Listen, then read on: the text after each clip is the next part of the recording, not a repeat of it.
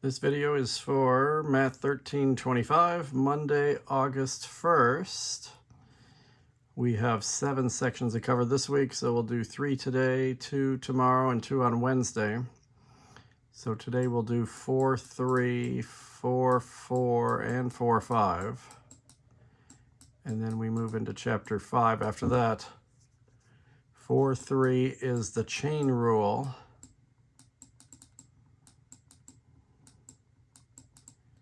And then 4-4 and 4-5, we're going to be doing derivatives of exponentials and logs.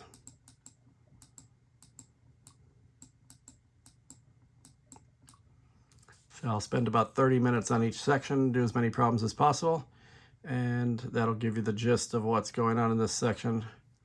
And just for a brief understanding of what the chain rule is about, when we did the power rule, like 3x to the 5th power,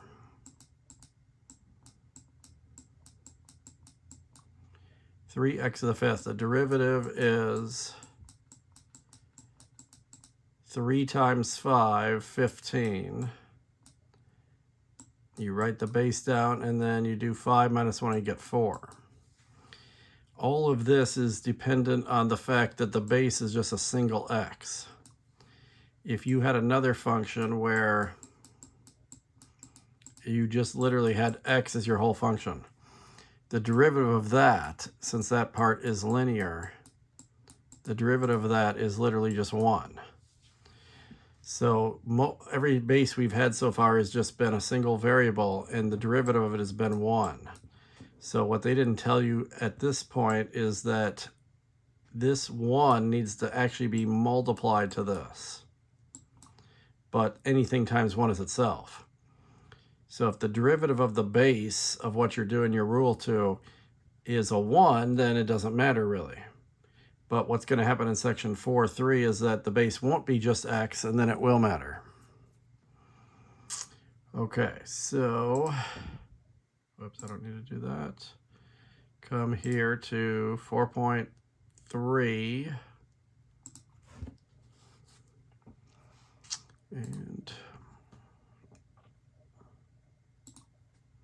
And where this is born from is, and that's why they're reviewing this first, is in algebra you have what are called composition of functions, where you have functions inside of functions. So that's what the chain rule is really used for, is when you have a base that's its own function and then there's an outer function around it. So this is a review of algebra. If you're doing f of g of 2, you do the innermost one first, g of 2. Find g, stick a 2 in for the x. 2 times 4 is 8. 8 plus 1 is 9.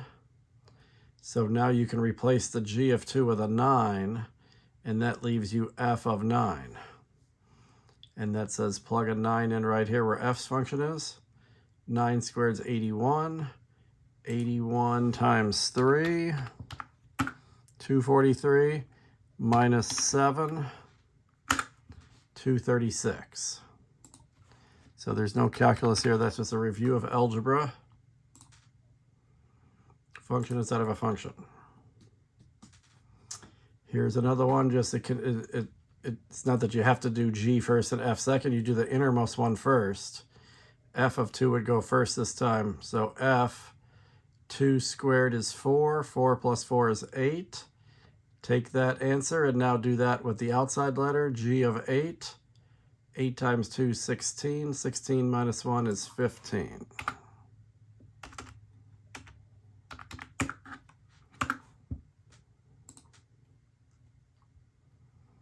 And then you can do it of x as well. So let me write this one down. Okay. Number 3, we're given an f of x and a g of x. Two different functions of x. F of x is x over 4 plus 3.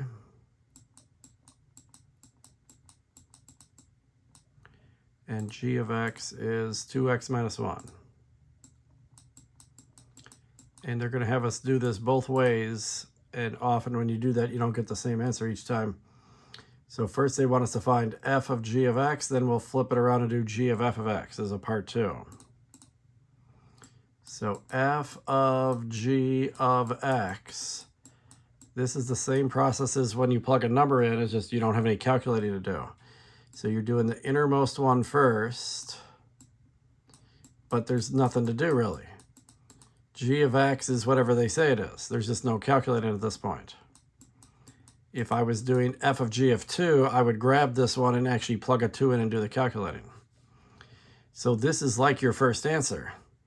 So you take that answer in its entirety and now do that with the outside letter. And that just says plug all this into the x of the f function. The old x goes away and it gets replaced by this stuff. Just like if you were plugging a 2 in, the x would go away and the 2 would take its place.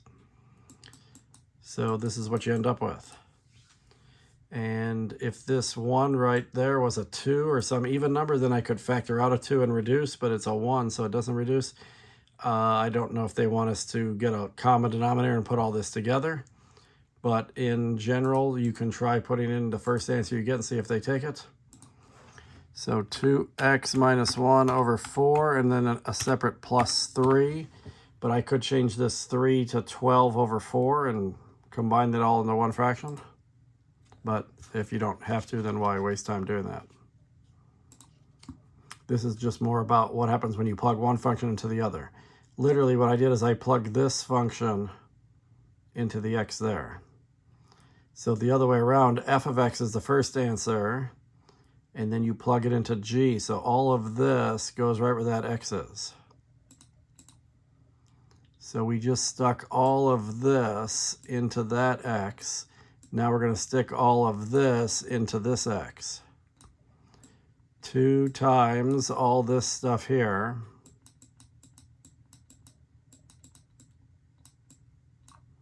minus 1. And again, you could distribute this and put some like terms together. 2x over 4 would be a half of an x, or x over 2, plus 6 minus 1. So then you would have like terms, and you could definitely have this, or even get a common denominator. Maybe they'll even take this answer. But the point is, it's not the same as this one. These are not the same. And that's often the case, is that you don't get the same answer doing it both ways. So x over 2 plus 5, I went ahead and simplified that a little bit. Might not had to. X over 2 plus 5. So order matters on those is kind of the key thing. And now we just have another one. So stick g of x in for f. So let's just see if I literally do it. If I put the 4 over x right where the x of the other function was. So 2x, stick this stuff in for that x. There would be a square there. Minus 7. And I'm not simplifying anything. I'm just literally plugging this into that x and see if they take that. Yeah. And now stick this whole one right where that x is. So that would be 4 over, all this stuff would take that x's spot.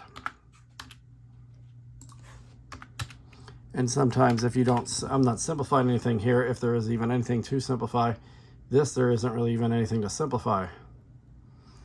But here I could have squared that fraction and multiplied by 2 and gotten a common denominator. So it's possible I could have simplified the first one, but it's probably never going to equal this. It looks a little similar, but it's just a coincidence. And they can actually equal each other, but it's not that they have to. So g of x is the innermost one, so you have to plug this into that x right there. But the square root and the plus 5 would still be there. So square root, instead of this x, put all that stuff. 18x squared minus 14, and then the plus 5 would still be there. And certainly you could combine the negative 14 and the plus 5 and get negative 9 for that if you wanted to. But it didn't say I had to simplify, so. Now plug all this right for that x. And you would get 18 square root of the x plus 5. That would take the place of this x. Then you'd have a square after that. Now a square and a square root can cancel each other out normally. So I could cancel that out and have 18 times x plus 5 if I wanted to start simplifying this. But notice I'm keeping it in the same format as this. There's an 18, there's a square, there's a minus 14, the x is going away, and this is just replacing it. And that's clearly not simplified, but they will take the answer simplified or not. Okay, so here is where we have two things kind of going on.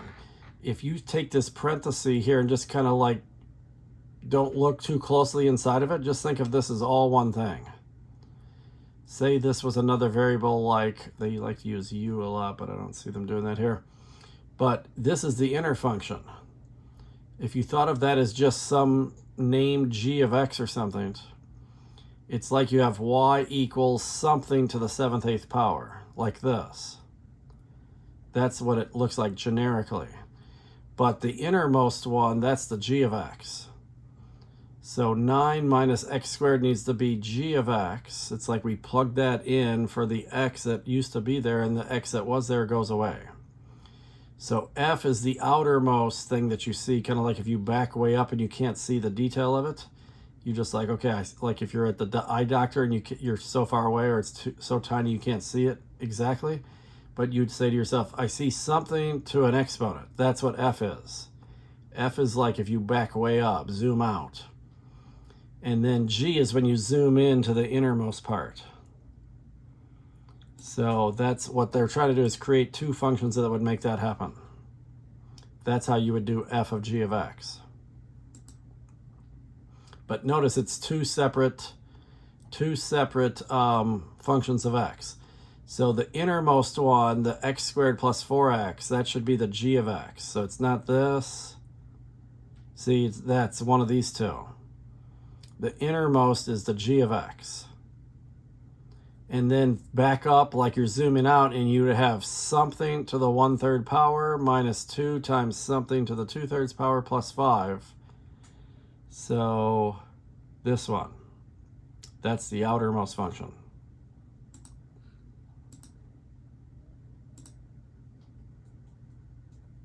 Okay, so those first 7, there hasn't even been any calculus yet. So here's the first problem that even involves any calculus. Oops. So y equals 5x to the 4th minus 7x squared plus 3, but then the whole thing's to the 4th power.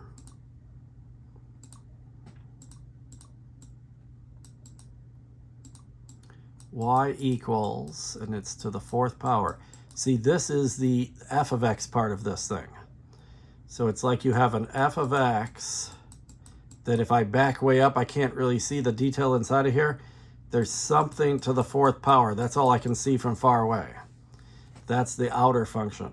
The inner function is what's literally inside the parenthesis. 5x to the 4th minus 7x squared plus 3. 5x to the 4th minus 7x squared plus 3. So it's like we took this inner function, this g of x, and it's like we plugged it into the x over here, and this x disappeared. All of this took its place, and the 4th power was still there. That's how you created this function. This y is actually an f of g of x. It's a function inside of a function. So here's how this is literally what the chain rule is all about. So y prime, in the chain rule, you do the outermost first. You act like you just have an x to the 4th. If I just had an x to the 4th, the derivative of that would be 4x to the 3rd. That's the power rule, the first derivative we learned. So you do that. 4 base to the 3rd. And you don't change the base, just like you don't change it when it was an x. Remember how the base would stay the same? So you do 4 times 1, the base stays the same, and then you decrease the exponent by 1. That's the power rule. So I didn't change the base, but the base isn't just x is the problem. It's its own function hiding inside of there. So the chain rule, and the reason they call it the chain rule is you're going to chain this on to the back of the answer. It just attaches on. It gets multiplied, but it's like it's chained on. And now you do the derivative of the inside stuff. And you could basically do this in every problem. Every kind of rule you could ever learn, the chain rule could always be there. So you always want to ask yourself, when I do a base of some kind, is it just x or is it more than just x? If it's more than just x, then you have to attach the derivative of it to the end of the answer. So now you do this inner part like we were doing last time, where you just go in term by term and doing the power rule over and over again. 4 times 5 is 20. X to the third. 7 times 2 times negative 7 is negative 14. X to the first. And the derivative of 3 is 0. So we could just try putting this answer down. They probably would take that. If you want to clean it up a little, usually you would put the highest, when it's all multiplied together, they usually put the one with an exponent last, just because that's the most complicated part. So I could rearrange the order of this just so the part that's not easy to simplify goes last. If that's to the third power, you can't work with this unless you really want to cube the whole thing out, which would take a long time. There would be 9 different terms of that. Now you could distribute this 4 too, and you could get 80x to the third minus 56x. So this is a case again where there could be multiple ways to write the answer, and they're going to all be acceptable. I could have even factored stuff out. I could have pulled a GCF out of this and had some bigger GCF in front, and then 20 and 14 both divide by 2. They both have an x. So I could have pulled a 2x out times this 4 and had an 8x in front. 8x could have been in front, and then you would have 10x squared minus 7. And that way that can't simplify anymore. And then whatever for this last part to the third power. So different versions. You can maybe just put the original in where you didn't even simplify anything yet to show that you knew how the chain rule worked. Or any of these 3 versions are all equivalent. And it's not that necessarily one's more preferred than another. It kind of just depends what you're going to be doing later. Later, we're going to actually be working with the derivatives more closely. Then you'll probably want a more simplified version, as simple as possible. But if you're just showing you know the chain rule, let's try that and see if that's all they're looking for here. So 4, and you don't change the inside stuff at first. You're just doing 4 times 1 is 4. The base stays the same, and then you decrease the exponent by 1. Times the derivative of the inside stuff, which is 20x squared, 20x to the third, 20x to the third minus 14x. See, they just took it just to show that you did the one step of the chain rule. So extra simplifying doesn't matter here yet. It might in the next chapter, but at this point it doesn't.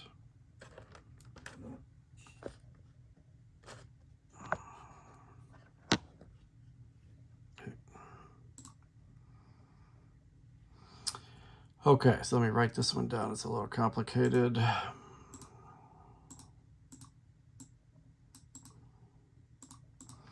There's a 43 out front. Then you got your parenthesis. There's stuff inside that's not just t. There's stuff in there that's more than t to the 6/5 power. 43 times a bunch of stuff to the 6/5 power. So the derivative in general is 43 times 6/5. The base stays the same, and then you decrease the exponent by 1. 6/5 minus 1 is 6/5 minus 5/5, which is 1/5. This is the power rule right here. And normally there was just a single variable in this parenthesis that just didn't change. What's different is that's not just a single variable. It's 2t to the third minus 5. It's its own function. It's a function inside of a function. 2t to the third minus 5. But the rule is still the same. The base didn't change when I did the power rule. I did exponent times a constant, base stays the same, decrease the exponent by 1. Then if the base is more than just t, then you got to multiply the derivative of that inside stuff, which is 6t squared. Nothing, because that's a constant. So I don't know if they would take this answer with the messy fraction like this. I'm looking to see 6 and 43, nothing divides by 5. So in theory, you could do 43 times 6 times 6. 43 times 6 times 6. If you wanted to clean it up, that would be 1548 over 5. And then we'd probably put the t squared next, just because that's simpler. And then you put the complicated parenthesis in the back. This is about all you could do to simplify this, even if you wanted to. And this just looks better than this mess. But let's see if they take this mess, because that's just showing you knew the chain rule. You did your power rule for the outside stuff times the derivative of the inside. So 43 times 6/5 times, well, I can put a parenthesis since I'm going to have that stuff. The base stays the same, 2t to the third minus 5. And then that's up to the 1/5 power now, since it decreased by 1. And now here comes the chain rule times the derivative of the inside stuff, which is 6t squared. So that's why it's called the chain rule. It's like a long chain of things all stuck together, like a chain link fence. Okay, so negative 6t. Okay, actually this is different. It's sometimes hard for students to recognize this. But if you noticed when I stopped myself, m of t is negative 6t, and that's when I stop, because that's got a that's a polynomial of t right there. That's a function of t. And then it's multiplied to another function of t. 5t to the 8th minus 1 to the 6th power. The other problems, this front part did not have a variable before. There was just a 43 there. There was just this was the first one we did, there was just a 1 there, basically. So if the front part is just a constant, then you can go right into the power rule. But if there's a t here times another function of t, that's the product rule. So I got to go back to my product rule from last time. First times derivative of the second. Anytime both parts have t's in them, you have to do this. Plus the second times the derivative of the first. So this is the first, since it's a power of t, and this is the second.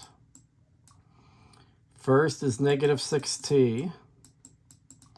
Now the derivative of the second, this is the new rule right here. This is the chain rule. Because it would be like problem number 8, where I do 6 times 1 is 6. The base stays the same. Decrease the exponent by 1. But then you got to multiply by the derivative of the inside, which is 40t to the 7th. All of that was the derivative of the second right there. I haven't even got to this plus yet. Now write the second down just as it is. 5t to the 8th minus 1 to the 6th power. And the derivative of the first is easy because this is linear. So the derivative of negative 6t is just negative 6. Again, they probably would take this answer. If you were cleaning it up, you could do a negative 6 times a 6 times a 40. 36 times 40 is 1440, so negative 1440 There's a t and a t to the 7th, that's t to the 8th. And then anytime you have a parenthesis part that has an exponent bigger than 1, then you can't do much with that. You can't pull anything out of it. You can't distribute into it. All you could do is multiply it to itself 5 times if you really wanted to, but that would take an extreme long time. So you just put all the simple stuff together in front of that. And then plus a -6 is the same thing as -6. So that's about the best you could do to clean it up. There is a possibility you could do a GCF because they both have this. And you could pull 5 of those out if you wanted to. And these again are all optional things that you could do but don't have to. The even 6 and 1440, they definitely both divide by 2. They might both divide by 6. Let's see, does that divide by 6? Yeah. So 6 would even be the GCF out of those two. And then you would have 1440 divided by 6 is 240, so you could have the -240 here. The t to the 8th is still there. I didn't do anything with that. I pulled out that whole quantity, so it's gone. Minus 6 divided by 6 is 1. And I pulled out 5 of these 6, so there would still be 1 of them left. And then because it's to the first power, then you could distribute that negative in. But if it's anything other than a 1, then you don't. So again, this is all optional. You definitely don't have to do that. But later we're going to, in the next chapter, look at stuff like, we need to simplify this a little later to search for what we're looking for in those chapters. So for now, it looks like they're just taking your first step as an answer if you want to stop it that fast, because they just want to see, are you doing the rules correctly or not? So let me put that messy answer in and see what they say. So far, they've taken all of those. -6t times 6, parenthesis, and then that one's to the 5th power, 5t to the 8th, minus 1 to the 5th power, because the exponent decreased by 1. And then I had to chain on the derivative of the inside times 40t to the 7th. That was literally the one part of this that had a chain rule applying to it. And then the plus came. And then I had the original second part of the function, 5t to the 8th minus 1.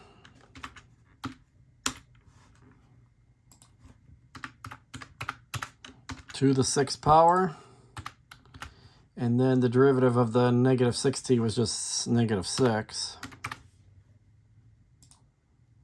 So they took that big mess like that without any simplifying. Okay, so here's something you could do on this one.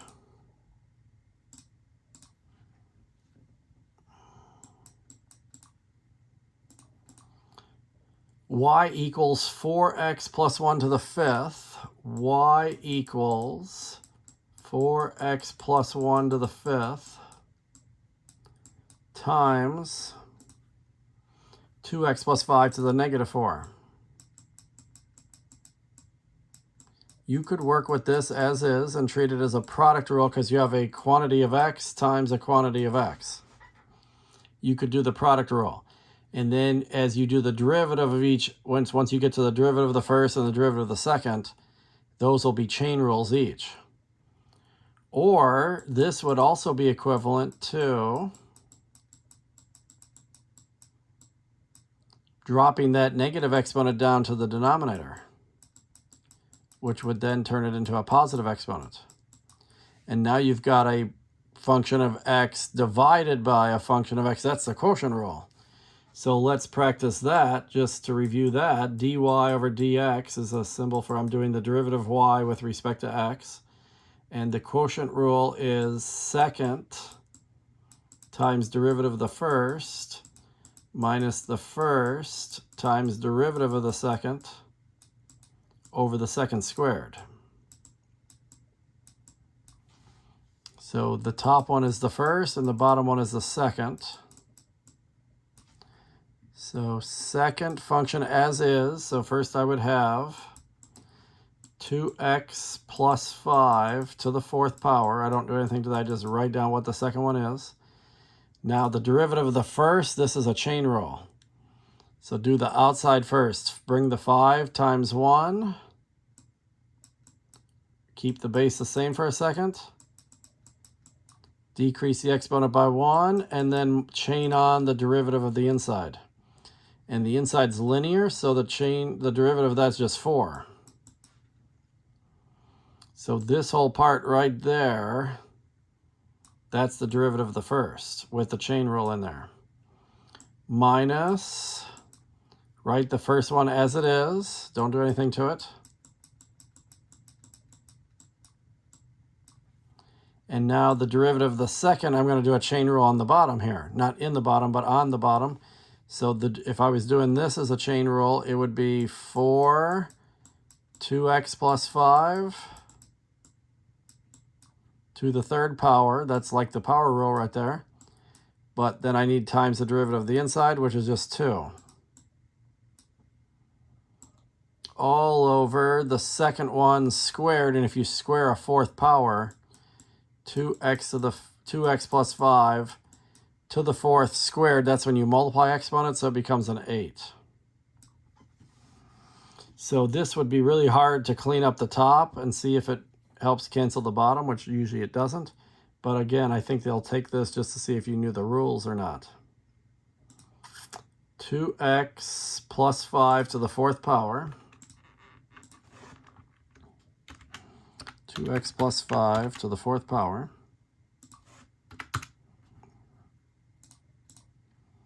Times 5, 4x plus 1 to the fourth power.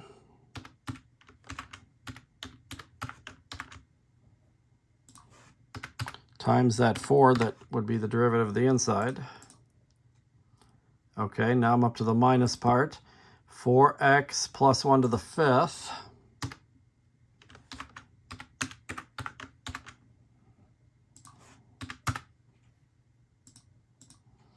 Oops. Times 4, 2x plus 5 to the third.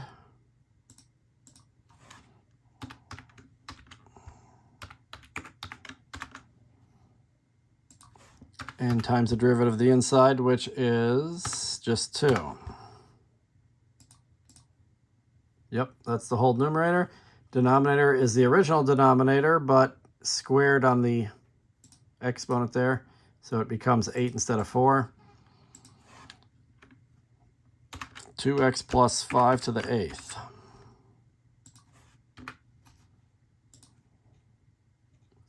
Okay. Factor out the common factor in the numerator. Okay, so for some reason, this one they want it simplified. And maybe that's a sign that something reduces is why they want us to do that. So the fact that there's a 2x plus 5 here and here, then it is going to cancel with the bottom.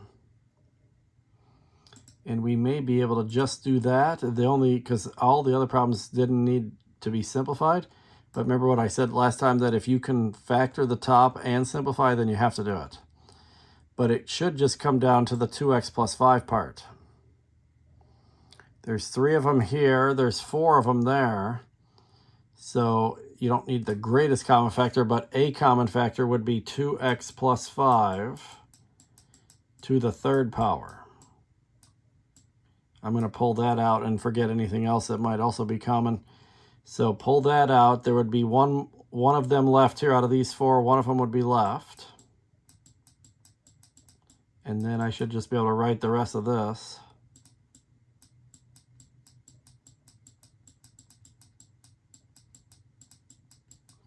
And then where the minus part is, then you're going to take out all 3 of those, so they're all gone. So 4x plus 1 to the fifth, and I may as well 4 times 2, I may as well just make that an 8 real quick, either here, or you could even put it here in front. Over 2x plus 5 to the eighth. Since I had 2x plus 5 in both halves of the top, then these 3 those 3 can cancel 3 of these 8. So if you can ever reduce with the bottom, you have to do it. That's always a danger in the quotient rules. Usually it doesn't happen, but when it does, you have to do it. So what is I'm losing 3 of these 8, leaving 5. And then I lost 3 of those 4. And then this will just turn into an 8, like so. But the rest, we shouldn't have to, or maybe I had, because I had this as a minus when it should have been a plus. Maybe that typo was enough to count it wrong. I just noticed I had a typo right there. Okay, now, so it would have still been wrong if I didn't see my typo. Okay, good.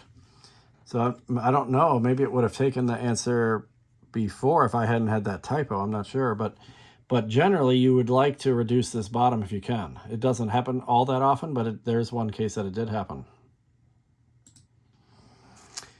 Okay, so we're already 36 minutes in and we still have 2 more homeworks. So notice this one doesn't have an X in the top. There is no X here. So probably the best thing to do here is just grab this whole thing, move it to the top with a negative exponent. Then you'll just have the power rule. Rather, you could do a quotient rule, but it gets a lot messier and there's no X up here, so then you don't have to do it. That would be better with the power rule. This one is a quotient rule. You got no choice because there's a T in the top and a T in the bottom. And then, okay, so then you start getting this kind here. So go through this if you have to, or there's just too many problems for us to go through all these. Okay, so, and then they got one of these life science problems and another about surface area. And then this one's really weird looking. Zen-Z cube, I never heard of that before. Obsolete word somehow. Okay, the square of a cube. That's interesting. Okay, so see what you can do with the rest of that. At least you got the gist of how the chain rule works. So 4-4, this is a lot shorter at least. Shorter per problem, I mean. Okay, exponentials.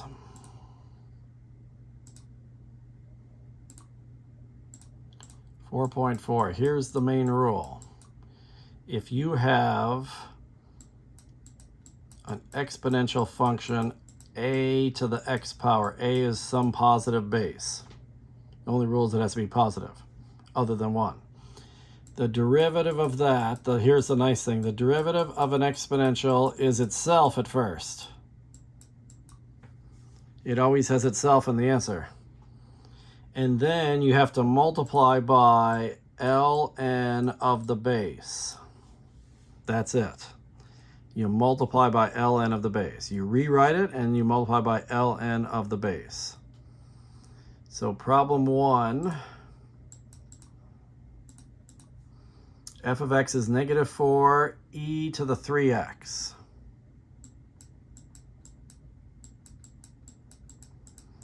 -4 e to the 3x.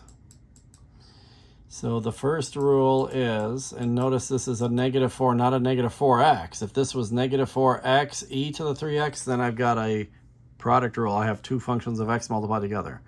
But that's just a constant. Derivatives that have constants with them, the constant just come along in the rule. Just like in the power rule, you do the exponent times the constant because it's just coming along for the ride. So the derivative of an exponential is itself at first. You always just rewrite itself. That's always going to be part of it. And then there needs to be an ln of the base. And then possibly the chain rule. So notice this 3x part is not just x. If that was just x, the chain rule would be times 1. But instead I have to multiply by the derivative of this function of x that's more than just x. So the derivative of 3x is 3. Now, I don't know if they would take this. You can try it, but I would clean this up. It's not too hard to clean this up. -4 times 3 is -12, and we're going to need to clean these up later anyway. E to the 3x. The derivative, or the ln of e, that equals 1 actually, because ln is log base e. And there's a property of logs that if you do log base anything of the anything, that it just all cancels out and equals 1. It equals whatever the exponent is, which if it's a blank, it's a 1. So if you get base e, then this will disappear every time. But if you have any other base like 2 or 7 or pi or any other positive number, then you'll have an ln attached to the end of the answer. So here's the derivative, -12 e to the 3x. And the chain rule is going to start coming up all the time now. It can happen anywhere. Anytime you see an x, if it's not just x, the chain rule applies. Whoops, I already multiplied by 3. Okay.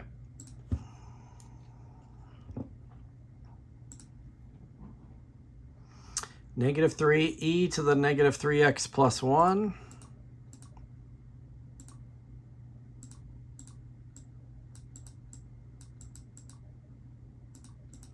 -3 e to the -3x plus 1. So whether I write y prime or dy dx or even just derivative with respect to x, it's sometimes written that way. These all mean the same thing. So for exponentials, they're their own rule. You're not doing the exponent times the constant. That's the power rule. That only works with polynomials. So the rule for exponentials is you first write it down exactly like it looks. Then you multiply by an ln. It's always ln, even if you don't have e involved. Ln of the base, but if it is ln of e, that's going to disappear. And then take the x part. If the derivative of that is anything other than 1, then you got to chain it on. The derivative of -3x plus 1 is -3 because that's linear. And then I could multiply these -3's together and get 9e to the -3x plus 1. And again, if this was anything other than e, I would be times the ln of whatever. But this is it because it is ln of e. 9e to the -3x plus 1.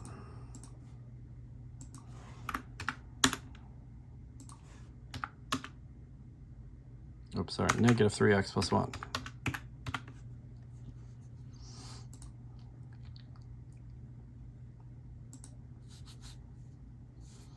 Okay.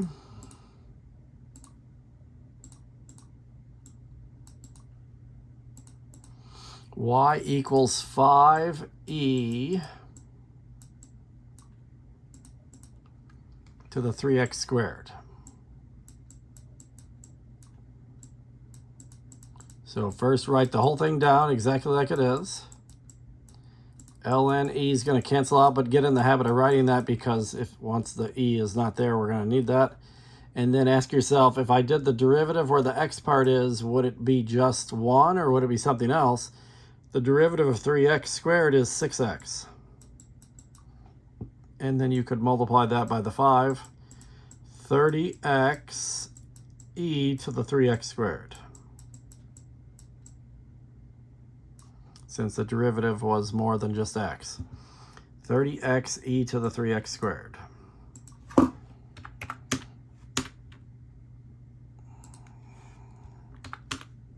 So there you got an exponent inside of an exponent.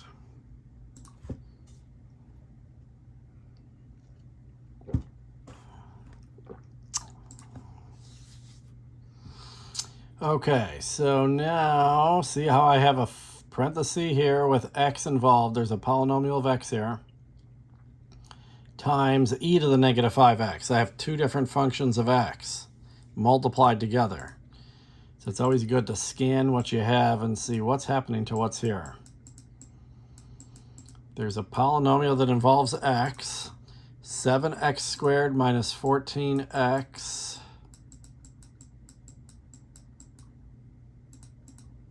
plus 14 times e to the negative 5x. Two different functions of x multiplied together. This is the product rule. And in the middle of the product rule, whenever you get to the derivative parts of it, the two derivative parts, then any kind of rule could come up. Chain rule. You could have a quotient inside of a product rule. You could have the exponential rule, obviously is going to happen here. So the derivative is first exactly as it is.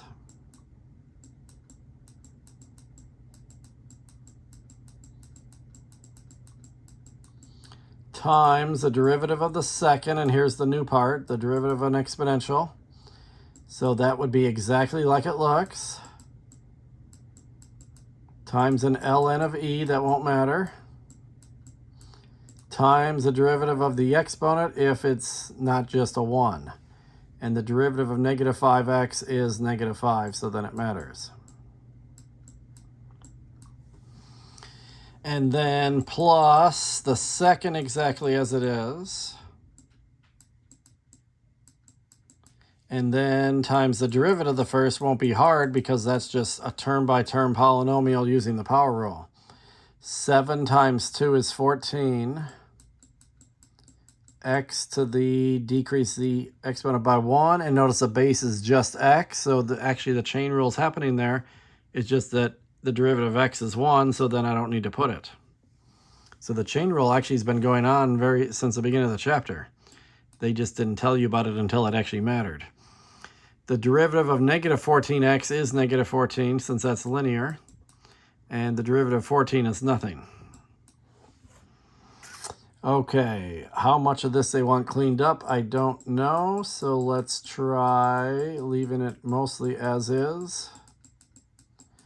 You probably could rewrite that as negative 5e to the negative 5x. It just looks better. And then even on this last part, I would probably put the 14x minus 14 in front of the e. It's usually good to have exponentials in the back of stuff.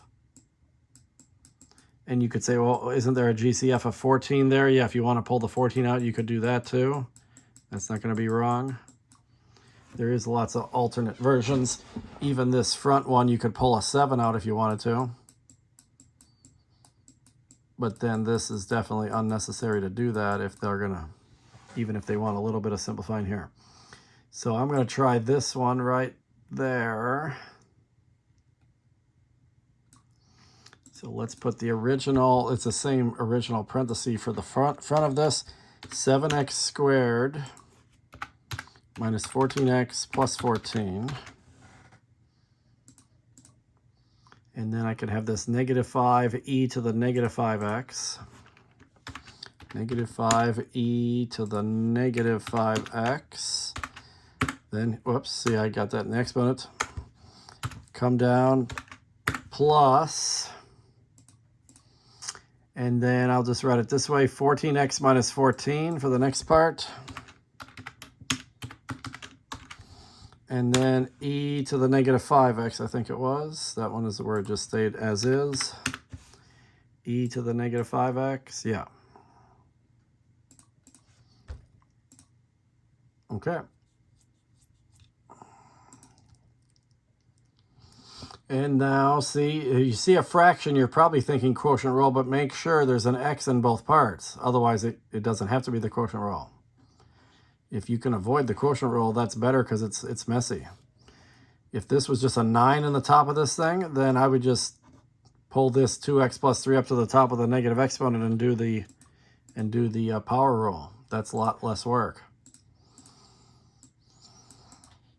But there's a variable in both the numerator and the denominator here. So 9e to the 5x,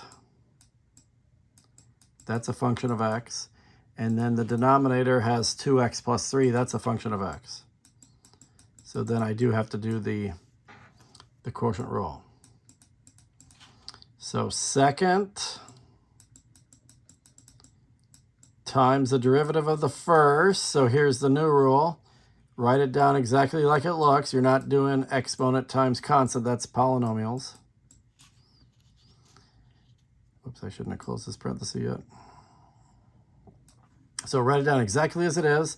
times technically ln of e, which won't matter till we get something other than an e there, times is this x part does it have a derivative different than 1? Yes, the derivative of 5x is 5. So second times derivative of the first minus the first, and times the derivative of the second's nice because that's linear, so the derivative is just 2 over the second squared. And notice this time, 2x plus 3 squared, there is a 2x plus 3 here, but there isn't one after the minus. So then it's probably not going to reduce with the denominator this time.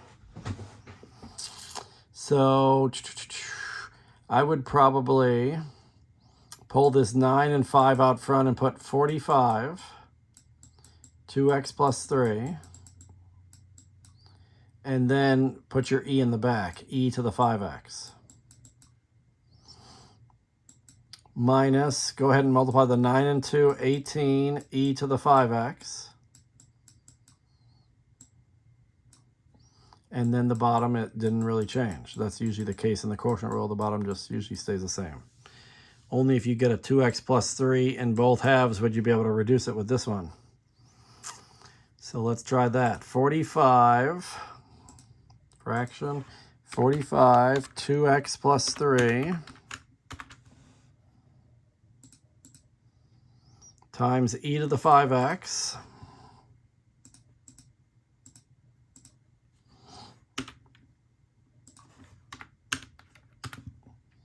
minus 18e to the 5x all over the original denominator squared.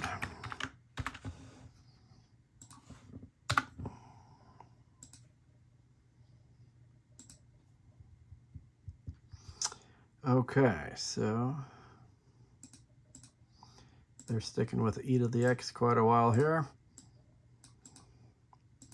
I know we're going to see some bases that aren't e eventually. Y equals, now the bottom's just x, but that is a function of x. E to the 10x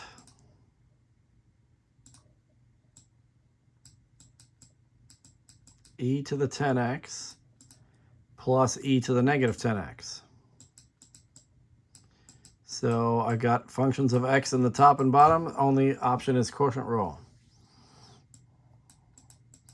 Second times the derivative of the first. Now these are added together, so we can do them separately.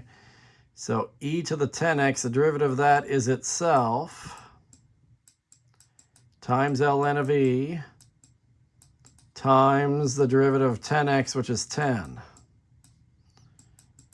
Plus, and this is same exact work, it's just that the derivative of negative 10x is negative 10. So that long thing right there, that's just second times derivative of the first minus the first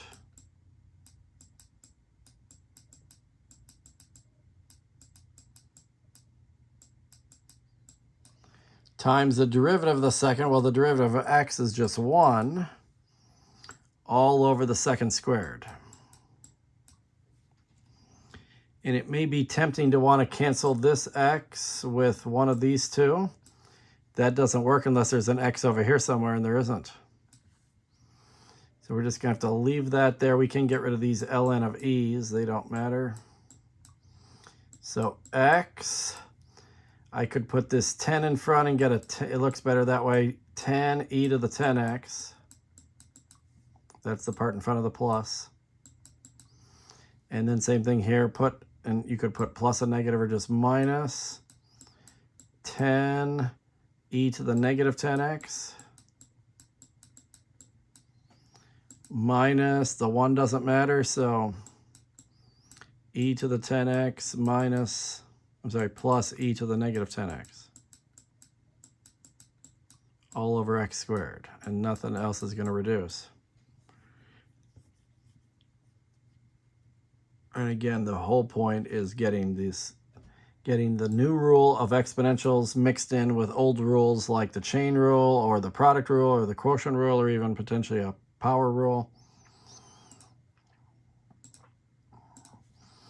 Okay, x, and then I think I had 10e to the 10x minus 10e to the negative 10x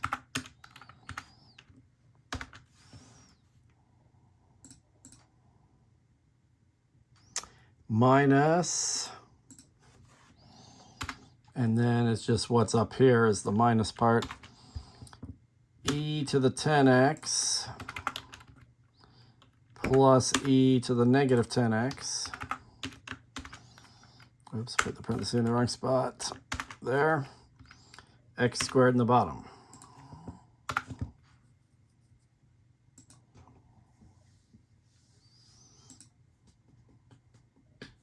Now see how this is only 475. So you could do the quotient rule, but it's kind of a waste of time to do it. And when you get to the derivative of that part that's a constant, it's going to be a derivative that's 0, and it'll just cancel parts out. So that's why if you got to check your fractions, make sure there's variables in both halves. Otherwise, it's not really the quotient rule, or that's not the best way to do it, actually. 475 over 27 plus 2e to the negative 3x. So I would rewrite this as 475 and do 27 plus 2e to the negative 3x to the negative 1. You can pull this bottom up to the top if you change it to a negative 1 exponent. And now this is more the chain rule from a distance, where it's like all this mess on the inside. If you thought of that as just an x for a second, then it's like you have a power here, 475 something to the negative 1. So the derivative of that, you can use the power rule, negative 1 times 475. The base stays the same.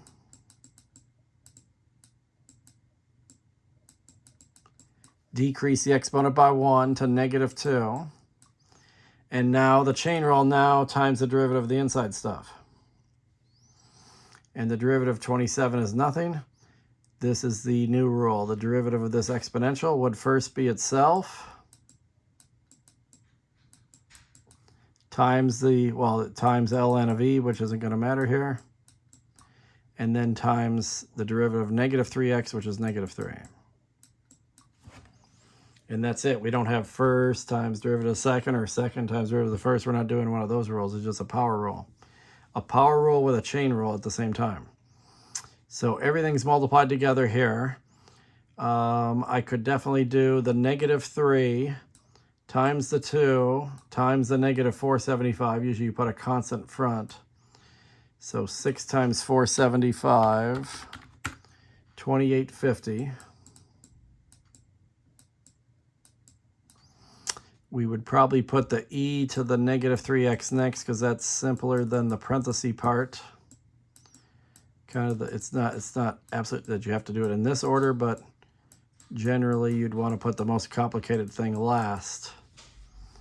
And then you could even say, wait a minute, this negative 2 exponent, I could move that stuff back to the bottom, and then it would be positive 2. It would just be squared. And that way it looks like it did in the original problem where that was all in the bottom. So I've got the original denominator squared, just like almost as if it was a quotient rule. Okay, so that should be it. 2850 e to the negative 3x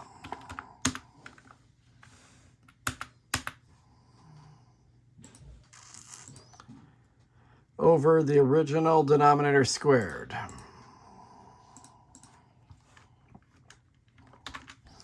Seven plus 2e to the negative 3x squared.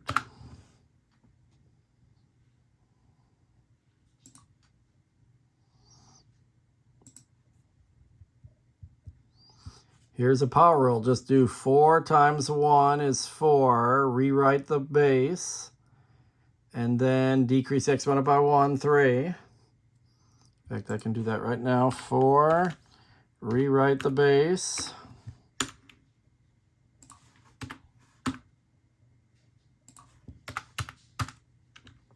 To the 3rd power. Times the derivative of the inside stuff. And this is plus, so you can do it term by term. The derivative of 6z is 6. And now here's the derivative of this. This is a new part. So first you would write it just like it looks. Whoops, z squared. And then times ln of e, which will cancel, and then times the derivative of the exponent. The derivative of negative z squared is negative 2z, because that's just the power rule. And I could put that right in front of the e, too. Negative 2z. Just it looks better with the e in the back.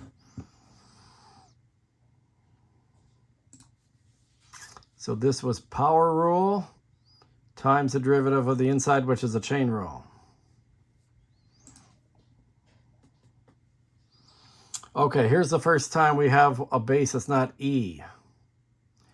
And even though I said the bases need to be positive, this is just a negative constant in front. So you could do negative and then forget that the negative's there and just do what's the derivative of 9, 8x squared to the 8x squared minus 7.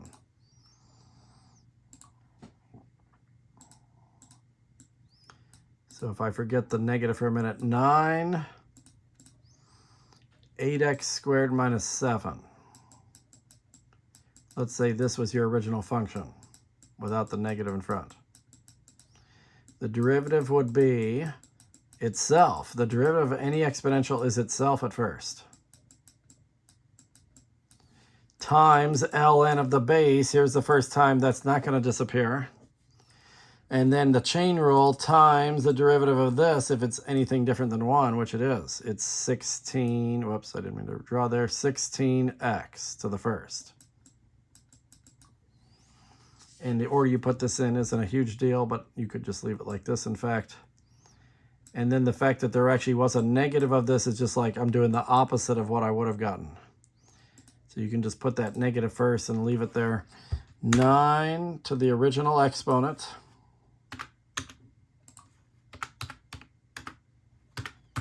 Then I'm tacking on an ln of 9, and then you might need to put that in parentheses so they understand that's together, because otherwise it might be thought of as 9 times what I'm about to do next, times 16x. I don't want that 16x to be confused that it's part of the log. And one way to avoid that is maybe put it in front of the log too. Okay, here's a base of 7, and there's just an extra constant of 9. So you got your original constant just comes along for the ride. The derivative of an exponential is itself, so I'm definitely going to rewrite it just like it looks. Then I got 2 things left. Then I need ln of 7 since it's not e. And let me put that in parentheses to keep it together. And then possibly times the derivative of the exponent if that's anything different than 1, and it actually is. And that's the part we might need to do a little slower. This would go back to last time. If you had the square root of x minus 6, that's the same thing as x minus 6 to the 1/2 power. So what would the derivative of that be? It would be 1/2. The base would stay the same. Decrease the exponent by 1. And then actually, although it's not going to matter here, times the derivative of this inside stuff. This is why they call it a chain rule. Often you have to do it more than once. Right now I'm already doing a chain rule, and now there's a chain inside of a chain. Except the derivative of this is just 1, so there's nothing else to tack on there. But if this was like 3x minus 6 instead of x minus 6, then I would have to chain on a times 3.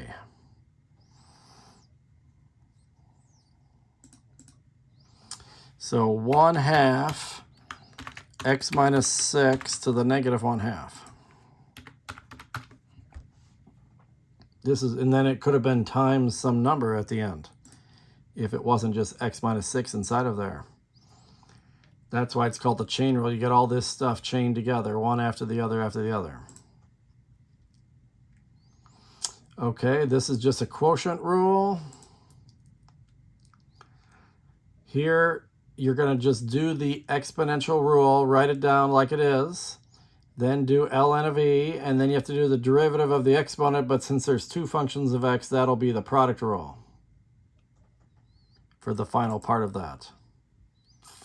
And then we get all our business problems, life science. Okay, so we're now a little over an hour. Okay, pretty good pace for timing wise. One section to go. And now what remains in chapter 4, the last thing of chapter 4 is log derivatives. So we did exponentials. Logs are the inverses of exponentials. Okay, so the main rule here, see if I can put this, where did I have the other one? Here it is. So there's 4, 4. 4, 5, if the original function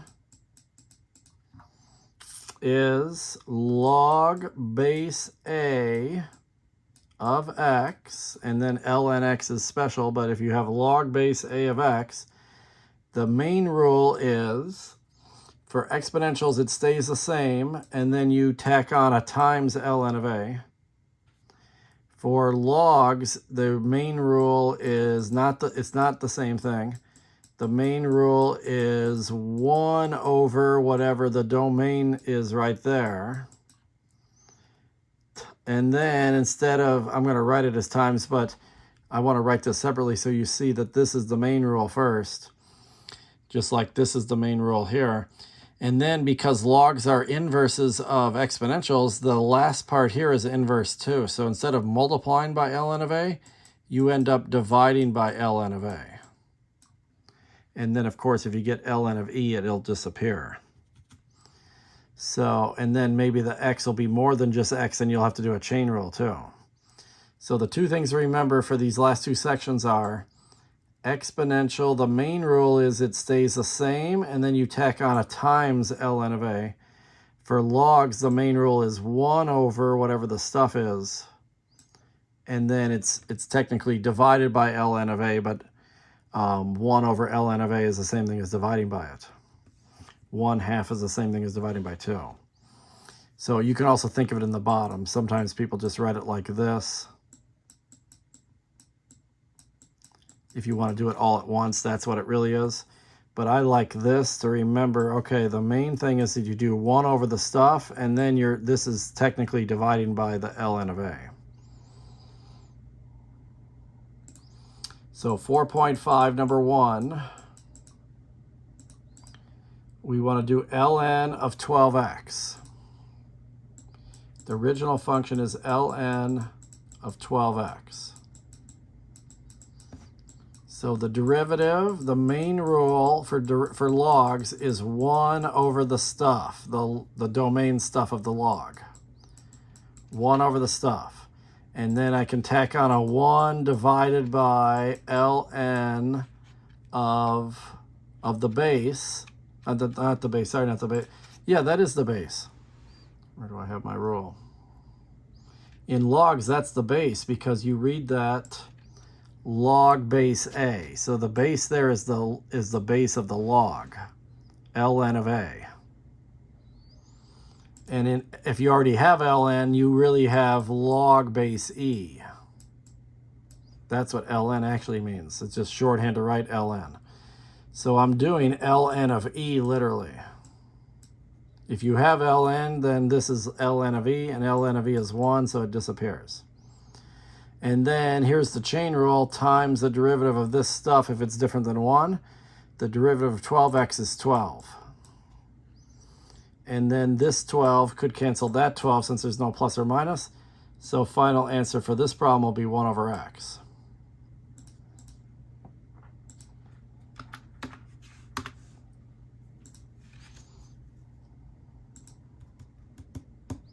So if it's ln, then you're not going to have the ln part in the answer, but I'm going to go ahead and write it anyway just to get in the habit of doing that. Number 2, ln 8 minus 7x.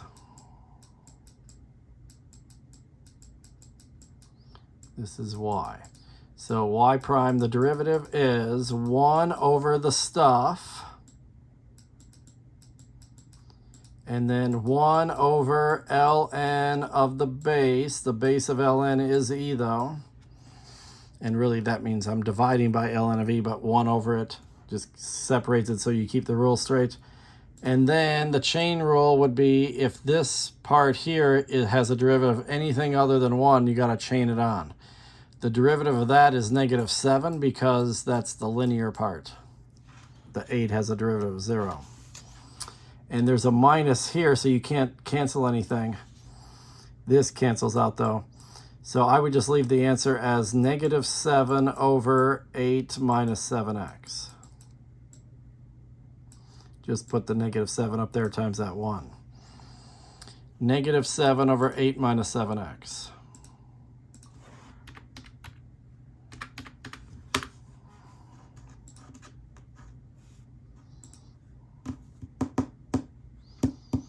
Okay, they'll sometimes put absolute value here just because logs domains have to be positive, and if we don't know what x is, that prevents it from being negative. So that really won't make a difference in the answer. If you have x's, though, did we have x's? Well, we didn't have any log parts left. Okay, so it's just where the log is where that's going on. So y equals ln, absolute value, just to make sure that's positive, 3x squared minus 7x. The domain of a log has to be positive. It can't be 0, can't be negative. Just like a square root can't be negative, a denominator can't be 0. So the derivative is 1 over the domain stuff, and I don't need absolute value there because there's no log attached to that. And then technically I'm going to divide by ln of e because this has a base of e. And then I need to chain on the derivative of this stuff if it's different than 1, and it is. 2 times 3 is 6. X to the first minus 7. This cancels and the 1s don't matter. Unless there's nothing, then you have to have a 1, but there's going to be a 6x minus 7 over 3x squared minus 7x. There's no log left, so we don't need any absolute value. And with these minuses here, you can't cancel individually. 6x minus 7. Let's do the fraction first. 6x minus 7. And then 3x squared minus 7x.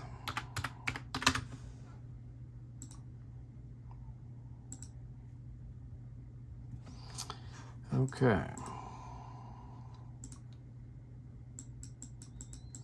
ln of the square root of x plus 2.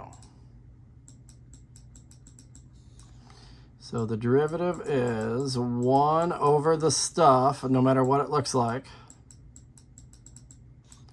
And then technically 1 over ln of e, which won't matter. And then times the derivative of this, if it's different than 1. And if you rewrote that as x plus 2 to the 1/2 power, we've done that a few times. The derivative of that is 1/2 x plus 2 to the negative 1/2. And then times the derivative of this inside stuff. We got stuff inside of stuff here. But the derivative of 1x plus 2 is just 1. But if that was anything other than x plus 2, or anything other than x, then it would have mattered to tack on some more stuff here. Okay, so because of this negative exponent here, here's what we could do. The only thing left in the top are basically 1s. So if that's all there is, we got to have a 1. We could put this 2 first. we got this square root of x plus 2. And this negative 1/2, I could drop it to the bottom, make it positive 1/2, and a positive 1/2 exponent is a square root. So I really have another square root of x because of this in the denominator. And a square root times a square root is itself. And then you could even distribute the 2 and get 2x plus 4 if you wanted to. So there's some simplifying that actually makes it look a lot nicer.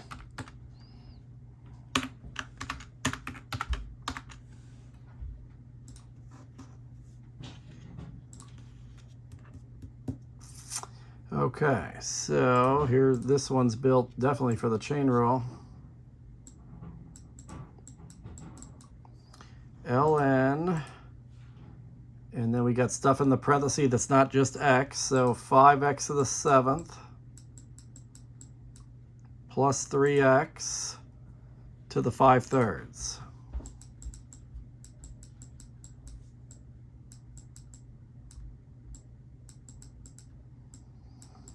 So main rule of logs is you do 1 over all your stuff other than the log. So whatever that is, you're just going to put it all down there.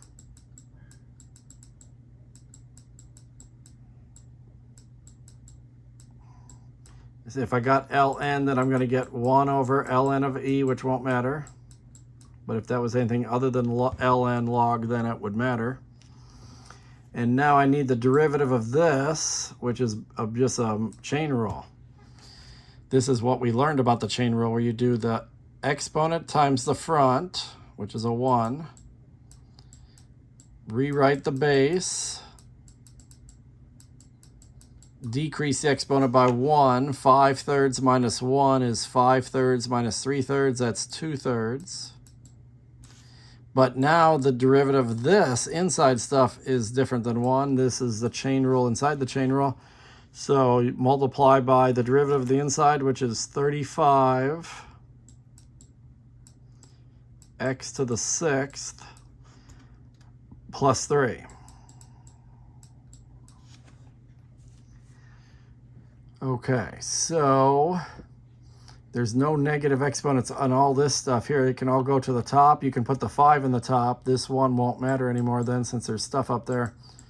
So in the top, I can have the 5 and all of this in whatever order you want. Usually we put the more complicated one further in the back, but order doesn't really matter there.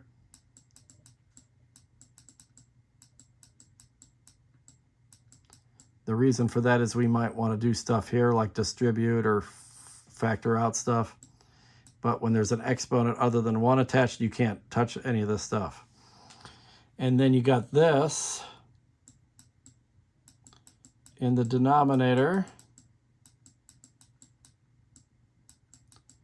And there's the 3 also. Almost forgot about that. So 5/3, the 5 goes in the top, the 3 goes in the bottom. Now there's no plus or minus anywhere here. In this part's right here. There is a plus in the inside. But this part is multiplied. This part is multiplied. So you could reduce this one with this one because they're common factors. They're the same base. So that's where you have 2/3 minus 5/3 is negative 1/3, or you could just say 5/3 minus 2/3 is 3/3 or 1, and the bigger one's in the bottom, so that's where the answer would go. So in other words, this cancels 2 of those 5, leaving 3 of them, 3/3 of them, and 3/3 is 1. So that would just make this bottom exponent a 1 here. And that's a case where if you can reduce, you have to. So they would have counted it wrong if I would have left it like this. But now I can just leave it like this because 5/3 doesn't reduce and these two don't reduce. And you can't reduce individually with pluses. So the only way they would reduce if they both had the same exact parenthesis part.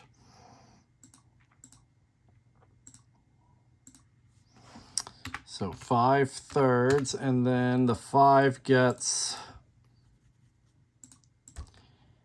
35x to the 6 plus 3.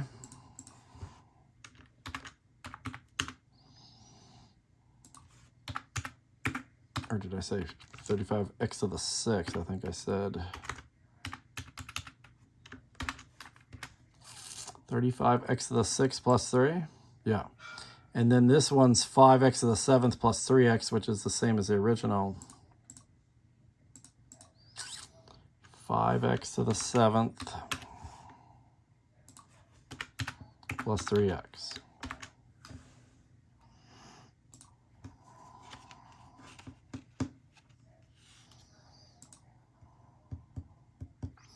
Okay, see how it's negative 2x times ln of 3x plus 1. I got two different x's multiplied together. That's the product rule. And in the middle of the product rule, you'll get one of these log rules going on, or maybe even a chain rule. So negative 2x times ln of something involving x, 3x plus 1. So this is your first function of x, and this is your second function of x, and they're multiplied together. So that's why it's the product rule. So first times the derivative of the second. Now we apply our log rule. The derivative of a log is 1 over the domain stuff times 1 over ln of the base, and the ln of the base of ln is e. So that ends up not mattering anytime you have ln. And then times the derivative of this, which is a 3. And this 3 will not cancel that 3 because of the plus right there. Okay, first times derivative of the second, and the second, just as it is, times the derivative of the first, which would just be a negative 2 because that's linear. So you could probably do the 3 times the negative 2x and get negative 6x over this 3x plus 1. No way to simplify that. That cleaned up all this.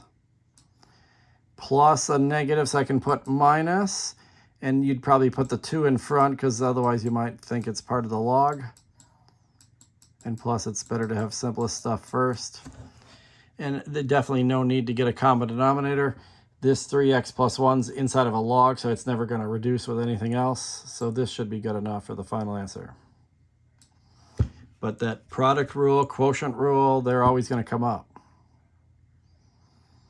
And the chain rule was right there because I had to do the derivative of that inside stuff. The chain rule is always lurking in almost any problem.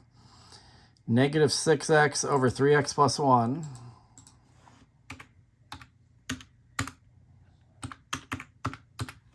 minus 2 ln of the 3x plus 1.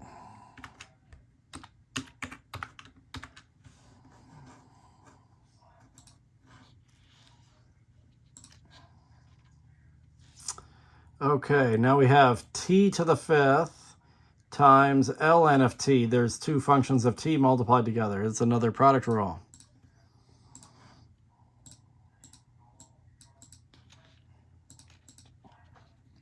S equals t to the 5th times ln of t. And they're putting absolute value just in case t was some negative number, then absolute value would turn it positive at least.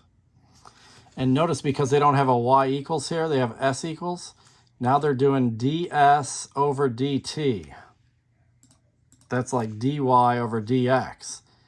ds, the derivative of s, over dt with respect to t. The derivative of s with respect to t is how that's read. So I got to do first times the derivative of the second. The derivative of ln t is 1 over t times 1 over ln of e, which is going to cancel, times possibly the derivative of the inside, but the derivative of t is just 1. So the derivative of ln t is just 1 over t. First times derivative of the second plus the second times the derivative of first. That's a power rule. 5t to the 4th. And then this t could cancel one of those 5. So you'd have t to the 4th plus, and I would probably put this first, 5t to the 4th ln of t. Normally you can add t to the 4th and 5t to the 4th, but not when that one's attached with a log to it. So just leave this alone. Sometimes it would be the ending. You might do something that's not allowed more than some other mistake. So t to the 4th plus 5t to the 4th,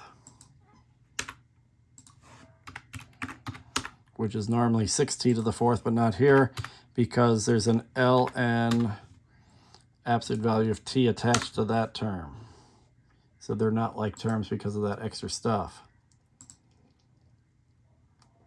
Quotient rule time. So we got x in the top, we got x in the bottom. That's quotient rule.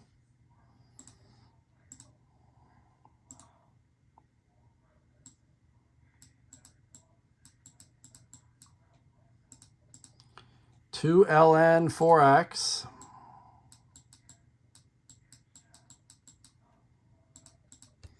and see, sometimes they don't even put the absolute value because x could be negative, over 3 minus 5x. So we're going to do y prime or dy over dx equals second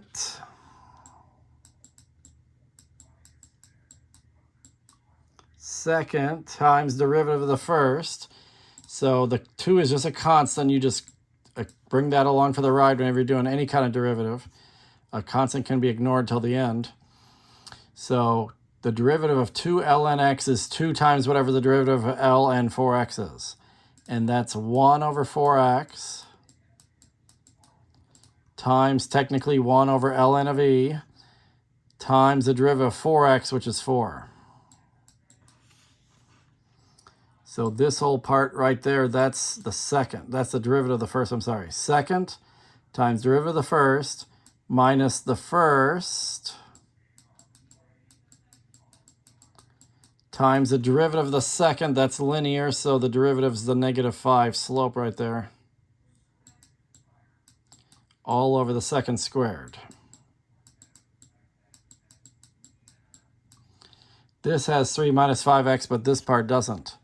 So that likely means this is never going to reduce at all. I could cancel this 4 with that 4 because there's no pluses or minuses anywhere here. So we've got a 3 minus 5x. I can just do 2 times 1 and get 2 over x for that part. The minus 5 could turn into plus 5.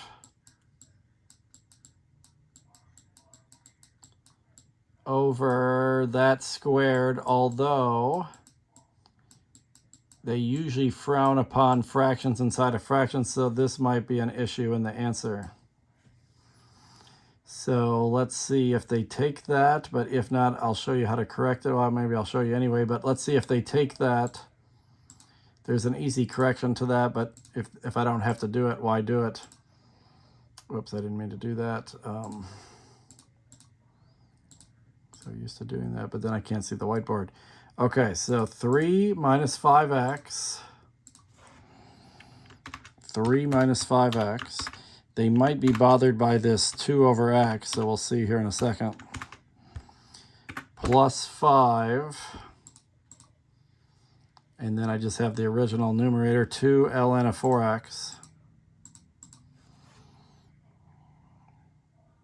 Is there a parenthesis there? Yeah, parenthesis, okay.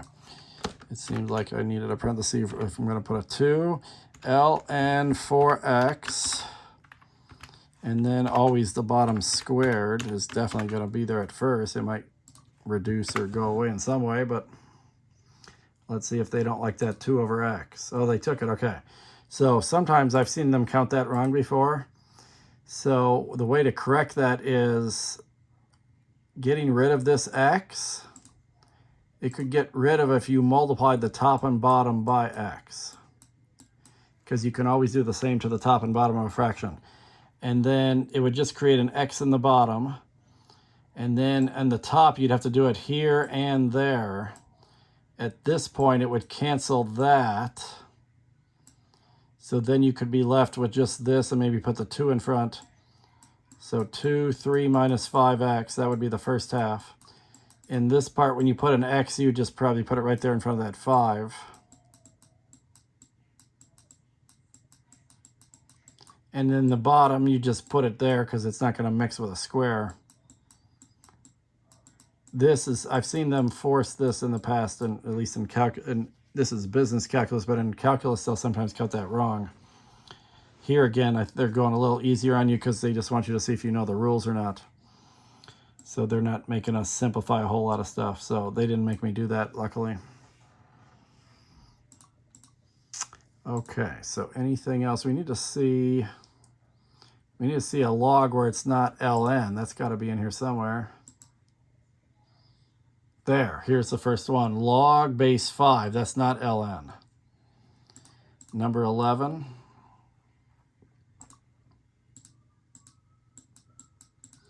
Log base 5. Log base 5, not ln, log base 5. And then there's a square root of 5x plus 6. So here you're really going to get to see the rule well. So first you do, the main rule is 1 over the domain stuff. So just literally like it looks. But it's 1 over it as usual. And then you've got a 1 over L. This is ln even if this isn't. But it's ln of the base, which is 5. And that's just some constant. It's kind of like square root of 5 is just a constant. And then I would need to tack on the derivative of this if it's different than 1, and it clearly would be. So that would be 5x plus 6 to the 1/2.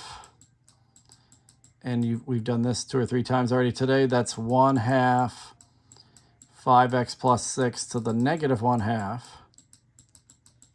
But then this is an inner part again, and that's got a derivative that's 5, so then you have to chain on another 5 for that. So that's why they call it the chain rule. You just keep getting more and more stuff chained onto the answer. And this 5 would not cancel with this 5 because that's part of a log. And then again, you could move this to the bottom. This negative 1/2 could move to the bottom. And that would turn it into a positive 1/2. And a positive 1/2 is a square root. And then if you have a square root of 5x plus 6 here and another one over there, then you just get a 5x plus 6 without the square root. Okay, so the top has all 1s except for this 1 5 way out here. So there would be a 5, that would be a lonely 5 by itself up there in the top. I could put this 2 constant first.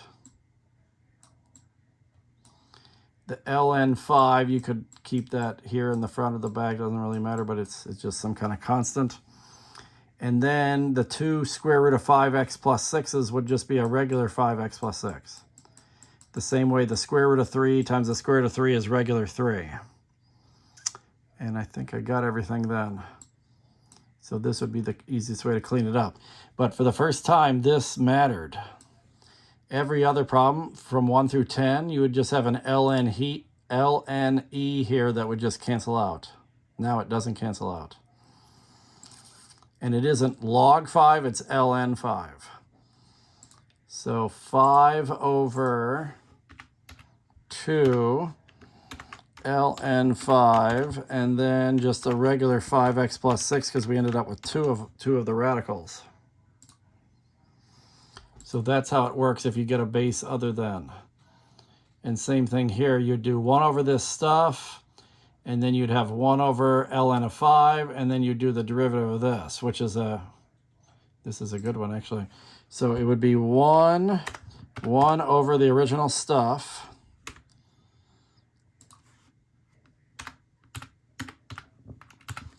times 1 over ln of the base is 5, and then times the derivative of the parenthesis if it was something other than 1, and actually that's the rule from section 4.4, that's a exponential.